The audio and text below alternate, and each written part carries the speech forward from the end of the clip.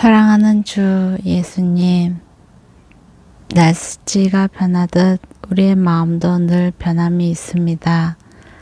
어떨 때는 열심을 다하여 최선을 다하여 수고하고 또 수고하고 싶어 끊임없이 움직이지만 어떨 때는 손가락 하나 움직이기도 싫을 정도로 아무것도 하고 싶지 않을 때가 있습니다. 그냥 다 포기하고 싶을 때가 있습니다. 우리의 마음을 주관하는 것이 무엇인지 헷갈릴 때가 있습니다. 지치는 모든 것들이 건강 때문에 지치는지 나의 마음과 생각 때문에 지치는지 어떤 것들을 분석하는 것이 아니라 다만 주께 나가게 하여 주옵소서. 이 글을 읽는 나나 이 글을 듣는 모든 사람들이 지치고 낙심될 때에 주 예수 그리스도로 인해 세임 얻게 하여 주옵소서. 낡음에서 고쳐주시고 아픔에서 치료하여 주시고 낙심 가운데서 위로하여 주옵소서. 어려운 사람들에게 위로와 격려를, 아픈 분들한테 온전한 치료를 허락하사 주님이 살아계심을 보여주옵소서. 우리의 원함대로 이루어지는 것을 우리는 원하지만 그러나 아버지 그리하지 아니하실지라도 우리에게 가장 좋은 것으로 주고 싶어 하시고 예비하셨음을 우리는 믿습니다. 우리의 어리석음으로 원망하지 않게 하시고 주님의 그 온전한 계획하심을 알게 될 때까지 인내하고 견디게 하여 주옵소서. 너무 섣불리 판단하지 않게 하여 주옵소서. 오늘도 온전하게 인도하신 주 예수의 이름으로 기도드립니다. 사무엘하 18장. 다윗은 그와 함께 있는 사람들의 수를 세워 천부장과 백부장을 세웠습니다. 다윗은 군대를 셋으로 나누어 3분의 1은 요압의 지휘 아래, 3분의 1은 요압의 동생 수르의 아들 아비새의 지휘 아래, 또 다른 3분의 1은 가드 사람 이때의 지휘 아래 두었습니다. 그리고 왕은 모든 백성들에게 나도 반드시 너희와 함께 직접 나가겠다라고 말했습니다.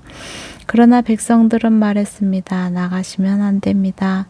만약 우리가 도망쳐도 저들은 상관하지 않을 것이고 우리 가운데 절반이 죽어도 상관하지 않을 것입니다. 그러나 왕께서는 우리들 1만 명과 같습니다. 왕께서는 지금 성 안에 계시면서 우리를 돕는 것이 더 좋을 것 같습니다. 그러자 왕은 무엇이든 너희 좋을 대로 할 것이다 하고 대답했습니다. 그리하여 왕은 모든 군사들이 100명씩 그리고 1000명씩 무리를 지어 나가는 동안 성문 곁에 서 있었습니다. 왕이 요압과 아비새와 이때에게 명령했습니다. 나를 봐서라도 어린 압살롬을 너그럽게 대해주라. 왕이 그 장군들에게 압살롬에 관해 명령을 내릴 때 그 모든 백성들도 다 들었습니다. 다윗의 군대는 이스라엘과 싸우기 위해 들판으로 나갔습니다. 싸움은 에브라임 숲에서 벌어졌습니다.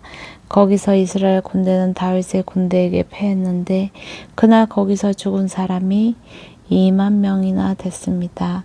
싸움은 그 지역 전체로 퍼져 그날 숲에서 죽은 사람이 칼로 죽은 사람보다 많았습니다. 그때 압살롬이 다윗의 군사들과 맞닥뜨리게 됐습니다. 그는 노새를 타고 있었는데 노새가 커다란 상수리 나무의 굵은 가지들 아래로 지나갈 때 압살롬의 머리털이 나무에 걸려 공중에 매달리게 됐습니다. 그가 타고 있던 노새는 그대로 달려가 버렸습니다. 어떤 군사가 이 모습을 보고 요압에게 말했습니다. 방금 압살롬이 상수리 나무에 매달려 있는 것을 보았습니다. 요압이 이 말을 한 군사에게 말했습니다. 아니 너는 그것을 보고도 어째서 그를 그 자리에서 치지 않았느냐. 그랬으면 내게 은 100세겔과 용사의 허리띠를 주었을 것이다. 그 사람이 대답했습니다. 제 손에 은 1000세겔을 주신다고 해도 손을 들어 왕자를 치지 않았을 것입니다. 왕께서 당신과 아비새와 이때에게 나를 위해 어린 압살롬을 건드리지 않도록 하라고 명령하신 것을 저희가 들었기 때문입니다. 만약 내가 왕의 명령을 어기고 압살롬을 죽였다면 왕 앞에서는 아무것도 숨길 수가 없기 때문에 장군님도 제게서 등을 돌릴 것입니다. 요압이 말했습니다. 내가 너와 이렇게 꾸물거리고 있을 때가 아니다. 그러고는 창 3개를 손에 쥐고는 아직 살아서 상수리 나무에 달려있는 압살롬의 심장을 찔렀습니다. 요압의 무기를 든 군사 10명도 압살롬을 에워싸고 쳐 죽였습니다. 그러고 나서 요압이 나팔을 불어 군사들을 멈추게 하자 군사들이 이스라엘을 뒤쫓아가지 않고 돌아왔습니다. 그들은 압살롬을 데려다가 숲속 큰 구덩이에 던져놓고 그 위에 아주 큰 돌무더기를 쌓아 두었습니다. 이스라엘 군사들은 모두 자기 장막으로 도망쳤습니다. 압살롬은 살아있을 때 자신을 위해 왕의 골짜기에 비석을 세웠습니다. 자신의 이름을 기념해 줄 만한 아들이 없다고 생각했기 때문입니다. 그가 그 비석에 자신의 이름을 붙였으므로 사람들은 오늘날까지 그것을 압살롬의 기념비라고 부르고 있습니다. 그때 사독의 아들 아히마아스가 말했습니다. 내가 달려가 여호와께서 왕의 원수를 갚아주셨다는 소식을 왕께 전하겠습니다. 요압이 그에게 말했습니다. 오늘 그 소식을 전할 사람은 내가 아니다. 왕자가 죽었으니 너는 다른 날 전하고 오늘은 하지 마라. 그러고 나서 요압의 에디오피아 사람에게 말했습니다. 가서 왕께 내가 본 것을 말씀드려라. 그러자 에티오피아 사람은 요압 왕 앞에 절하고 달려갔습니다. 사독의 아들 아히마아스가 다시 요압에게 말했습니다. 제발 부탁입니다. 어쨌든 저 에티오피아 사람을 뒤따라가게 해주십시오. 그러나 요압이 대답했습니다. 내 아들아, 내가 왜 그렇게 가려고 하느냐? 내게 상이 될 만한 소식이 없지 않느냐? 아히마아스가 말했습니다. 제발 부탁입니다. 어쨌든 저도 가겠습니다. 그러자 요압은 그가 가는 것을 허락했습니다. 그러자 아히마아스는 들길로 내달려 에디오피아 사람을 앞질렀습니다. 다윗이 두 문 사이에 앉아있는데 파수꾼이 성벽과 성문 위 지붕에 올라갔다가 한 사람이 혼자 달려오는 것을 보았습니다. 파수꾼이 큰 소리로 왕께 이 사실을 알렸습니다. 왕은 그가 혼자라면 그 입에 좋은 소식이 있을 것이다 라고 말했습니다. 그 사람은 빨리 달려 점점 가까이 오고 있었습니다. 그러자 파수꾼은 다른 사람 하나가 또 달려오는 것을 보고 아래에 있는 성 문지기를 불러 말했습니다. 또 한 사람이 달려온다. 왕이 말했습니다. 저 사람도 소식을 가져오는 것이다. 파수꾼이 제가 보기에 먼저 달려온 사람은 사독의 아들 아히마아스인 것 같습니다. 라고 말하자 왕은 그는 좋은 사람이니 좋은 소식을 가져왔을 것이다. 라고 말했습니다. 그러자 아히마아스가 얼굴을 땅에 대고 절한 뒤 큰 소리로 왕께 말했습니다. 모든 것이 잘 됐습니다. 오늘 내 주 왕을 대적해 손을 든 사람들을 멸하신 왕의 하나님 여호와를 찬양합니다. 왕이 물었습니다. 어린 압살롬은 무사하냐? 아히마아스가 대답했습니다. 요압이 왕의 종인 저를 보낼 때 큰 소동이 있는 것을 보았는데 뭔지는 잘 모르겠습니다. 왕이 말했습니다. 이쪽에 서서 기다리고 있어라. 그러자 그는 한 발 물러나 서 있었습니다. 그러자 에티오피아 사람이 이르러 왕께 아뢰었습니다. 내 주 왕이여, 좋은 소식을 들으십시오.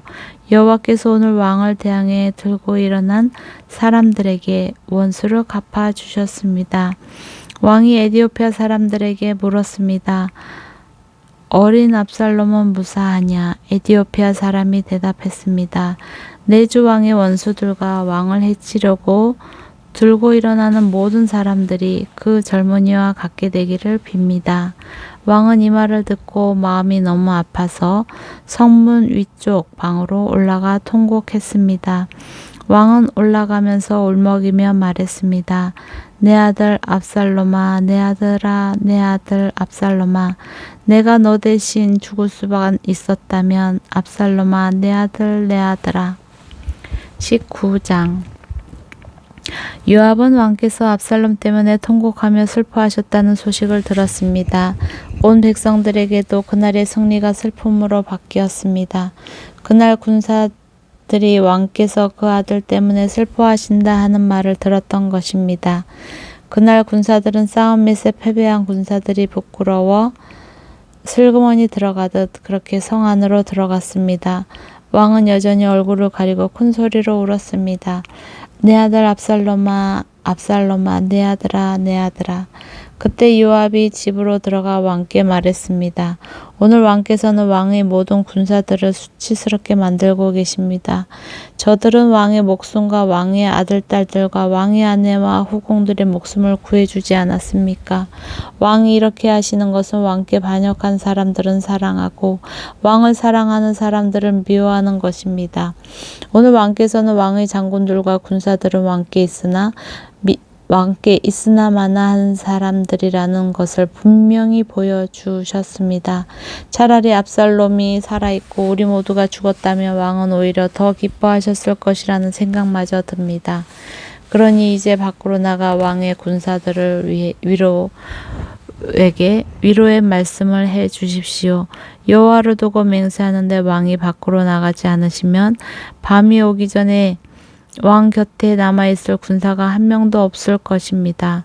그것은 왕이 어릴 적부터 지금까지 당한 모든 재앙보다 더 심한 환란이 될 것입니다. 그러자 왕이 일어나 성문에 자리를 잡고 앉았습니다. 군사들은 왕께서 성문에 앉아 계신다 하는 말을 듣고 모두 그 앞에 나아갔습니다. 한편 이스라엘 사람들은 자기 집으로 도망쳤습니다. 온 이스라엘 지파들은 서로 의견들을 내며 말했습니다. 왕은 우리를 원수들의 손에서 구해내셨고 블레셋 사람들의 손에서도 구해내셨다. 그런데 지금은 압살롬 때문에 이 나라에서 도망치셨다. 그리고 우리가 기름 부어 우리를 다스리도록 세운 압살롬은 싸움터에서 죽어버렸다. 그러니 왕을 다시 모셔와야 할 텐데 왜 아무 말이 없는가? 다윗 왕은 제사장 사독과 아비 아달에게 사람을 보내 이렇게 말했습니다. 유다의 장로들에게 이스라엘에 두루 퍼진 이야기가 왕의 집에까지 미쳤는데 너희가 왕을 왕궁으로 모시는데 왜 맨 나중이 되려느냐? 너희는 내 형제들이요 내 친족이다. 그런데 어떻게 너희가 왕을 다시 모시는데 맨 나중이 되겠느냐 하고 물으라. 그리고 아마사에게는 내가 내 친족이 아니냐? 내가 만약 지금부터 요압을 대신해 항상 내 군대 사령관이 되지 않는다면 하나님께서 내게 심한 벌을 내리시고 또 내리셔도 좋다라고 전하여라. 다윗 왕은 온 유다 사람들의 마음을 되돌려 한 마음이 되게 했습니다. 그들은 왕께 말을 전했습니다. 왕과 왕의 모든 신하들은 돌아오십시오. 다윗 왕은 돌아와 요단강에 이르렀습니다. 그때 유다 사람들은 왕을 맞아 요단강을 건너게 하려고 이미 길갈에 와 있었습니다. 바오림 출신인 베냐민 사람 게라의 아들 시므이가 다윗 왕을 맞으러 유다 사람들과 함께 급히 내려왔습니다. 베냐민 사람들 1000명이 시므이와 함께 있었고 사울 집안의 종이었던 시바도 그의 아들 15명과 종 20명과 함께 시므이와 동행해 요단강을 건너 왕께 왔습니다. 왕의 가족들을 건너게 하려고 나룻배를 타고 왔습니다. 왕의 환심을 사려는 것이었습니다. 왕이 요단강을 건널 때 게라의 아들 시므이가 왕 앞에 엎드려 왕께 말했습니다. 내 주께서는 제게 죄를 묻지 않으시길 빕니다. 내 주 왕께서 예루살렘을 떠나시던 날 왕의 종이 저지른 잘못을 부디 기억하지도 마음에 두지도 마시기를 바랍니다. 왕의 종인 제가 죄를 지었음을 알고 있기에 제가 오늘 내 주 왕을 맞으러 요셉의 온 집안에서 제일 먼저 나왔습니다. 그러자 스루야의 아들 아비새가 말했습니다. 저 사람이 여호와께서 기름 부으신 왕을 저주했으니 죽임당에 마땅한 것 아닙니까? 다윗이 대답했습니다. 너희 수르야의 아들들아 내일에 왜 나서서 오늘 너희가 내 대적이 되려고 하느냐. 내가 오늘 이스라엘을 다스릴 왕이 됐는데 오늘 같은 날 이스라엘에서 누가 죽임을 당하면 어떻게 되겠느냐. 그러고 나서 왕이 시므이에게 너는 죽지 않을 것이다 라고 그에게 맹세해 주었습니다. 사울의 손자 무비보셋도 왕을 맞으러 나갔습니다.